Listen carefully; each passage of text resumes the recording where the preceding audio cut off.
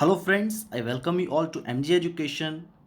आज की इस वीडियो में हम डिस्कस करेंगे एक ऐसी गवर्नमेंट की स्कीम को जिसमें कि आज के इस लॉकडाउन के पीरियड में भी आपको 7.75% का एक इंटरेस्ट रिटर्न मिलता है।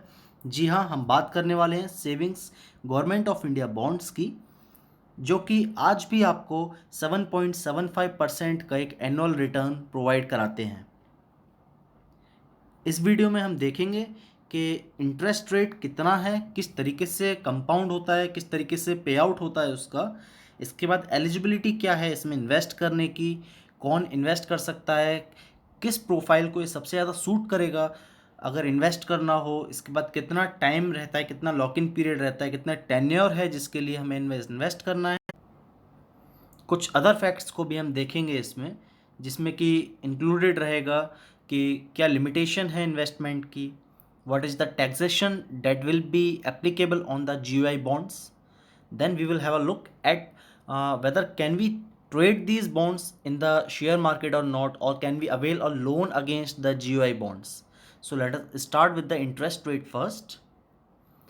जो इस पर इंटरेस्ट रेट मिलेगा, जैसे कि मैं आपको बता चुका हूँ, that will B 7.75% per annum, and the frequency of the interest payment will be either half yearly और क्यूमुलेटिव। अब हाफ ईयरली और क्यूमुलेटिव में क्या डिफरेंस है?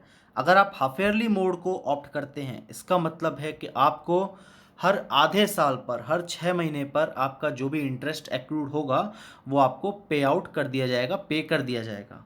और अगर आप क्यूमुलेटिव मोड लेते हैं, इसका मतलब है कि हर 6 महीने में जो इंटरेस्ट रेट है वो लागू तो होगा आपके जीओआई बॉन्ड्स पर, लेकिन वो कंपाउंडिंग कर होता रहेगा, उसका कंपाउंडिंग चालू रहेगी।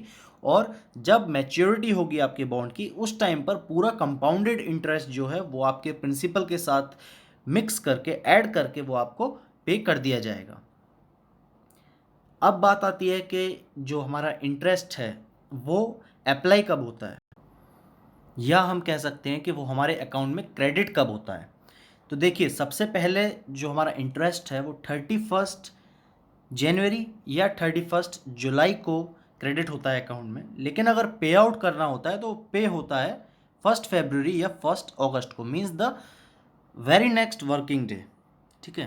तो इसके बाद एक और चीज़ आती है, suppose you have invested in the month of November और अक्टूबर।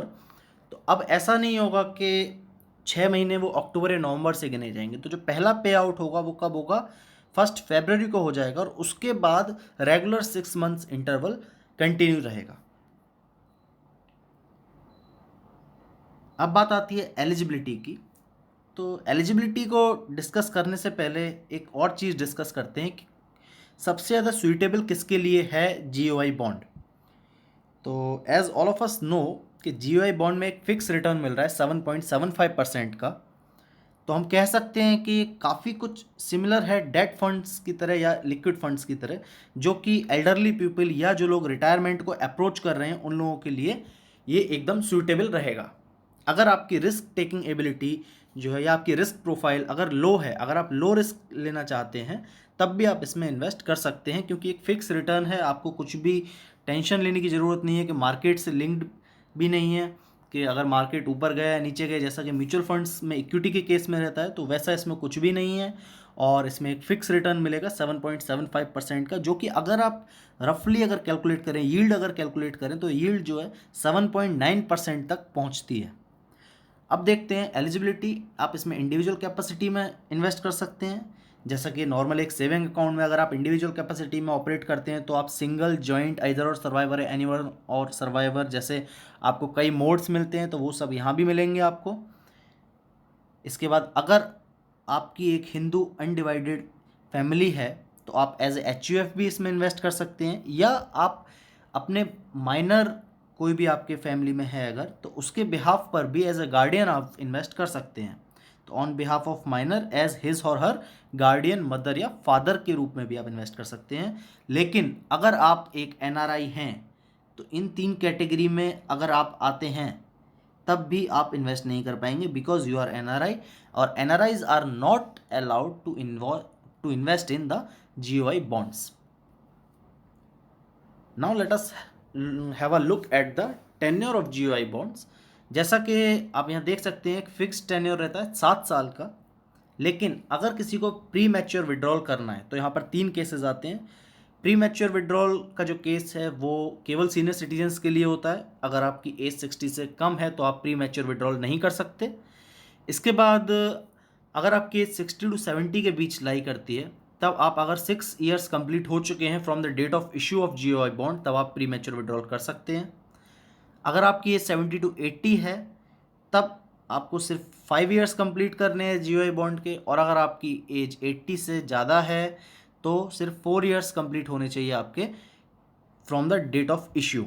लेकिन जब भी कभी आप प्री मैच्योर विड्रॉल करेंगे तो लास्ट के जो 6 मंथ्स का इंटरेस्ट आपको मिला है उसका 50% interest as a penalty deduct किया जाएगा, जो फाइनल पे आउट होगा उसमें से। तो ये बात यहाँ पर याद रखने वाली है। 7.75% का इंटरेस्ट है, लेकिन जो लास्ट के 6 मंथ्स का इंटरेस्ट है वो उस इंटरेस्ट का 50% इंटरेस्ट जो है वो एज अ पेनल्टी आपका डिडक्ट कर लिया जाएगा फाइनल पे आउट में से। अभी हम देखते हैं कि लिमिट ऑफ इन्वेस्टमेंट कितनी है। तो मिनिमम लिमिट जो है वो 1000 रुपीज़ है, लेकिन मैक्सिमम कोई भी लिमिट नहीं है। मीन्स आप कितना भी इसमें इन्वेस्ट कर सकते हैं, आपके पास जितना भी एक्स्ट्रा पैसा है आप इसमें इन्वेस्ट कर सकते हैं। बहुत से लोग रिटायर होते हैं तो उन्हें काफ़ी सारा फंड मिलता है।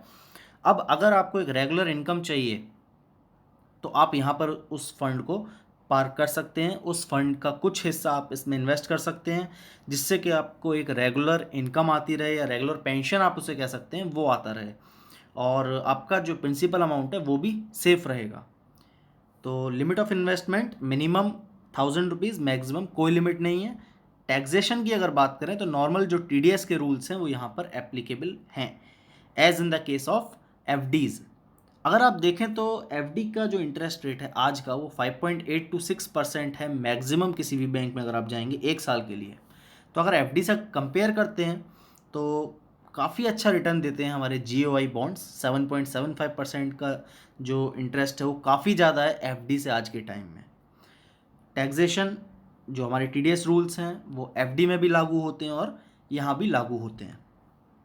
नाउ ट्रांसफ़र ऑफ बॉन्ड्स, क्या हम इन बॉन्ड्स को ट्रांसफ़र कर सकते हैं? अगर मैंने ये बॉन्ड खरीदे हुए हैं तो क्या मैं आपको वो एज अ गिफ्ट ट्रांसफ़र कर सकता हूँ, किसी भी पर्पज़ के लिए ट्रांसफ़र कर सकता हूँ? तो no, bonds can not be transferred. इसके अलावा आप इन बॉन्ड्स को ट्रेड भी नहीं कर सकते सेकेंडरी मार्केट में। सेकेंडरी मार्केट का मतलब होता है हमारा शेयर मार्केट। हम शेयर मार्केट में इसका ट्रेड भी नहीं कर सकते। और तीसरी चीज़, आप इसे एज ए कोलेटरल यूज़ नहीं कर सकते। जैसे FD के अगेंस्ट हम FD OD लेते हैं, वैसे ही यहाँ पर आप कोई भी लोन नहीं ले सकते GOI बॉन्ड के अगेंस्ट। लेकिन ये रेस्ट्रिक्शंस होने के बावजूद भी आज के टाइम पर अगर देखा जाए तो GOI बॉन्ड एक बहुत ही आइडियल थिंग है इन्वेस्ट करने के लिए पैसा। अगर आपके पास कुछ थोड़ा भी कॉर्पस है जिसे कि आप इन्वेस्ट करना चाहते हैं थोड़े भी लॉन्ग टाइम के लिए, 5 से 7 साल का जो टाइम है वो लॉन्ग टर्म में नहीं आता है। जैसा कि आप SIP के केस में देखते हैं, वहाँ पर 20 से 25 साल का एक लॉन्ग टर्म पीरियड लिया जाता है। तो 7 साल का जो पीरियड है वो एक लॉन्ग टर्म नहीं, मिड टर्म आप कह सकते हैं, छोटा सा एक टर्म है कि आपने इतने टाइम के लिए इन्वेस्ट किया। एक गोल आप बना सकते हैं कि 7 साल के बाद मुझे ये काम करना है, तो उसमें ऑलमोस्ट आपको डबल होकर पैसा मिल जाएगा। पूरा डबल नहीं होता लेकिन ऑलमोस्ट डबल यहाँ पर हो जाता है, क्योंकि 7.75% का जो इंटरेस्ट रेट है वो 7.9% का यील्ड आपको देता है, जिससे कि ऑलमोस्ट आपका पैसा डबल हो जाएगा 7 साल में।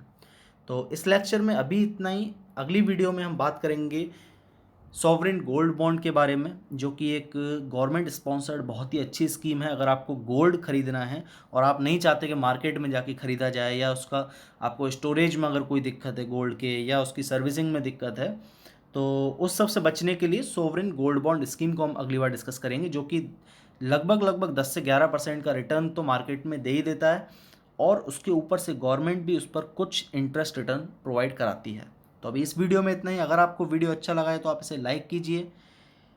कोई भी अगर डाउट है, कोई भी सजेशन है तो उसे कमेंट कर सकते हैं आप। अगर आप शेयर करना चाहते हैं वीडियो को आपके किसी फेलो इन्वेस्टर के साथ, तो आप प्लीज़ शेयर कीजिए और सब्सक्राइब कीजिए चैनल को, जिससे कि कोई भी वीडियो मैं आगे से अपलोड करूं तो आपके पास नोटिफिकेशन आ जाए। So that's all in this video. Thank you guys and have a nice day.